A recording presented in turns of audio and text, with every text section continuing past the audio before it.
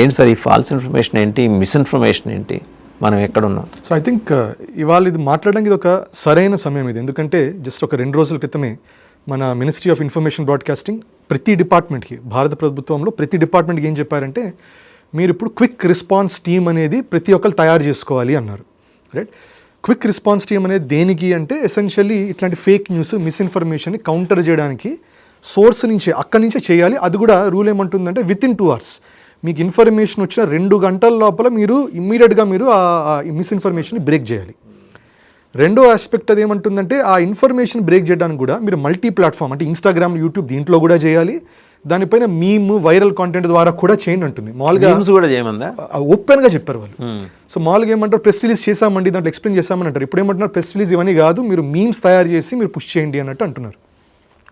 So ఈ concern ఎందుకు వస్తుంది అంటే, మీరు అన్న మేజర్ ఆస్పెక్ట్స్ 2022, 2023 నుంచి రకరకాల డేటాలు వస్తున్న వాటిల్లో misinformation index world economic forum check చేస్తుంటుంది. మిస్ఇన్ఫర్మేషన్ అంటే బేసికల్గా ఫేక్ న్యూస్ అని కొంతమంది అంటారు. దాన్ని ఇప్పుడు depending on which political party they are, వేరే వాళ్ళని కూడా ఈ సో అండ్ సో మీడియా, మీరు గోధి మీడియా, ఇవన్నీ రకరకాలుగా అంటూ ఉంటారు.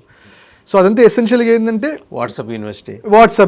ఇన్ఫాక్ట్ వాట్సాప్ యూనివర్సిటీ వల్లనే మనకి నిజం చెప్పాలంటే మిస్ఇన్ఫర్మేషన్లో హైయెస్ట్ ర్యాంకింగ్ వచ్చింది మనకి. సో ప్రపంచవ్యాప్తంగా కొన్ని దేశాలు పార్టిసిపేట్ చేయాలి, వరల్డ్ ఎకనామిక్ ఫోరం, చైనాని, రష్యాని, వీళ్ళెవరిని స్టడీ చేయలేకపోయారు. కానీ స్టడీ చేసిన దేశాల్లో మాత్రం భారత్ టాప్లో ఉంది మిస్ఇన్ఫర్మేషన్లో. అలాగే కాంట్రాడిక్టింగ్ మ్యాప్ ఒకటి ఏముందంటే సెన్సిటివిటీ, కన్సర్న్, అంటే అయ్యో ఇది ఏమైనా ఫేక్ న్యూస్ ఏమో, ఓహో దీంట్లో ఏదో తేడాగా ఉందే అని ఆలోచన ఉండే దాంట్లో భారత్ లోయెస్ట్లో ఉంది. అంటే న్యూస్ చూసిన మరుక్షణం నిజమే ఉండొచ్చు కదా అనే ఫీలింగ్లోనే ఉంటున్నారు మెజారిటీ. సో ఈ రెండు చాలా స్టార్క్ మనకి స్టాటిస్టిక్స్ ఇది. దీనిపైన మనకి ఇంకోటి మూడో ఆస్పెక్ట్ చూస్తే ప్రెస్ ఫ్రీడమ్ ఇండెక్స్ అంటారు. ప్రెస్ ఫ్రీడమ్ ఇండెక్స్ అది రిపోర్టర్స్ ఆఫ్ ఫ్రాంటియర్, అంటే రిపోర్టర్స్ వితౌట్ బార్డర్స్ అని, అది Europe based organisation, direct linked to Soros open society foundation, directly link to Ford foundation. Reporters without borders, correct. నేను చూస్తుంటా. And it has direct connection with Soros open society. Funding వస్తుంది వాళ్ళకి. రాకెఫెల్లర్తో లేదు కానీ but సారోస్తోనూ. Soros దుకాణం భారత్లో కట్టేసినట్టుగా open society. Open society ఓపెనే కదండి, అన్ని రకాలుగా ఉంటుంది. వెదర్ లైక్ ఇట్ ఆర్ ఉంటుంది, డెఫినెట్గా ఉంటుంది అది. ఇప్పుడు FCRA అనేది మీరు బ్లాక్ చేసినా కూడా మీరు ఆ ప్రెస్ ఫ్రీడమ్ ఇండెక్స్ ఆపలేరు కదా. అది యూరోప్లో ఎవడో వచ్చేసి భారత్కి 157th ర్యాంక్ వేశారు. 180 దేశాల్లో 157, 157వ పొజిషన్లో మనం ఇచ్చారు. అంత పువర్ ప్రెస్ ఫ్రీడమ్ ఉంది, అసలు జర్నలిస్టులు మాట్లాడడానికి లేదనేటటువంటి రిపోర్ట్ అది. చూస్తూనే ఉన్నాగా ఇప్పుడు మన దేశంలో అవి. కరెక్ట్. సో ఇదే కాంట్రడిక్షన్ చూడాలి. ఇప్పుడు పాకిస్తాన్ 152nd ర్యాంక్లో ఉంది, అంటే మనకంటే బెటర్ ఉంది పాకిస్తాన్. బంగ్లాదేశ్ కూడా నయంగానే ఉంది, మనకంటే నయంగా ఉంది. కానీ అఫ్కోర్స్ మనం గుర్తుపెట్టుకోవాలి, బ్రిక్స్లో major nations which is Russia, China మనకంటే ఇంకా కింద ఉన్నాయి. రష్యా అరౌండ్ 172nd ర్యాంక్ ఎంతో, చైనా 178th ర్యాంక్ ఏదో ఏది ప్రెస్ ఫ్రీడమ్లో. అండర్స్టాండబుల్, వాళ్ళకి అండర్స్టాండబుల్. ఇజ్రాయెల్లో ఉండదు అసలు. సో వాళ్ళందరూ హైగానే ఉన్నారు. మీరు యూరోప్ మొత్తం టాప్ మోస్ట్లో ఉంది. ఇన్ఫ్యాక్ట్ హైయెస్ట్ నంబర్ 1 ర్యాంక్లో కన్సిస్టెంట్గా 10 సంవత్సరాల నుంచి ఉన్నది నార్వే. అండ్ నార్వే ఇప్పుడు మనం 140 కోట్ల మంది అంటే, నార్వేలో ఉండే జనాభా మీరు చూస్తే 55 లక్షలు మాత్రమే. వాళ్ళకుండే జర్నలిస్టులు 10,000 అయితే మనకున్న జర్నలిస్టులు 1,00,000 పైన మినిమం. అది రిజిస్టర్డ్గా ఒఫీషియల్గా ఉన్న జర్నలిస్టులు 1,00,000 మంది పైన ఉన్నారు మనకి, ఎక్కువ ఉంటారండి మినిమం అది. సో ఇది కాకుండా చాలామంది చేస్తూనే ఉంటారు, పాడ్కాస్ట్లు ఇవన్నీ కూడా ఉంటూ ఉంటాయి. సో అట్లాంటి నార్వే కన్సిస్టెంట్గా హైగా ఉంటుంది. ఇంకోటి డేటా కూడా మీరు చూస్తే పాకిస్తాన్ మనకంటే హైగా ఉంది. కానీ మర్డర్ ఆఫ్ జర్నలిస్ట్ మీరు చూస్తే, మర్డర్స్ ఆఫ్ జర్నలిస్ట్, భారత్ గత 3-4 సంవత్సరాల్లో జర్నలిజం రిలేటెడ్ మర్డర్ అనేది జరిగితే 2 జరిగినట్టుంది, 2 నుంచి 3 జరిగినట్టుంది. మీరు అదే పాకిస్తాన్ చూస్తే 8 నుంచి 10 ఉన్నాయి. అయినా కూడా వాళ్ళు మనకంటే బెటర్ ర్యాంక్.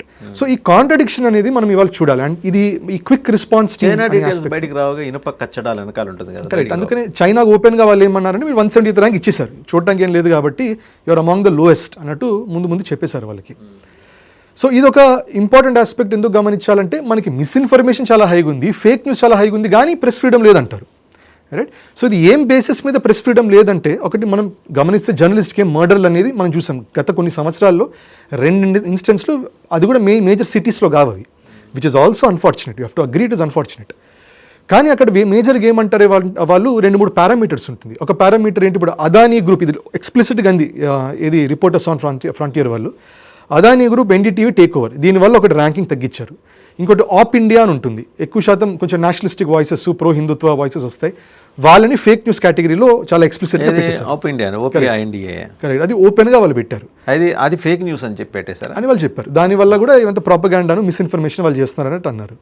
దానిపైన న్యూస్ మినిట్ మీద కొంచెం డీటెయిల్డ్గా సర్వేలెన్స్ అనేది చేస్తుంది.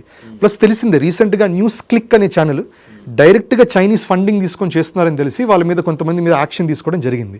ఇవన్నీ పట్టుకొని భారత్కి ఏమంటారంటే మీరు అవకాశం మీరు ఇవ్వట్లేదు జర్నలిస్ట్కి అని చెప్పి లో ర్యాంకింగ్ అనేది ఇస్తున్నది.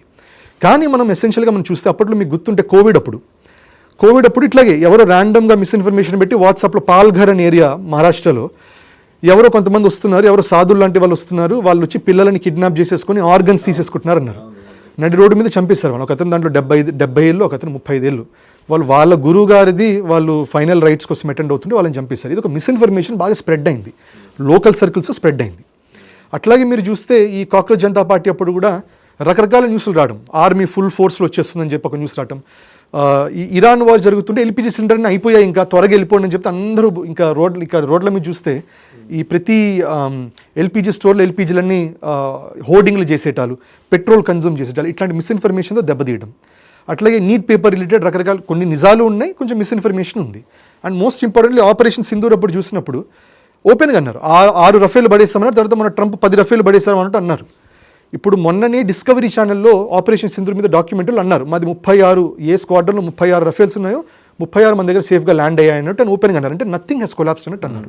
ఇదంతా చైనా తయారు చేసి వీడియోలో పంప్ చేస్తుంది మార్కెట్లో. ఐఎస్ఐ అయినా తర్వాత లోకల్గా కూడా పొలిటికల్గా చేసేవి కూడా ఉంటాయి.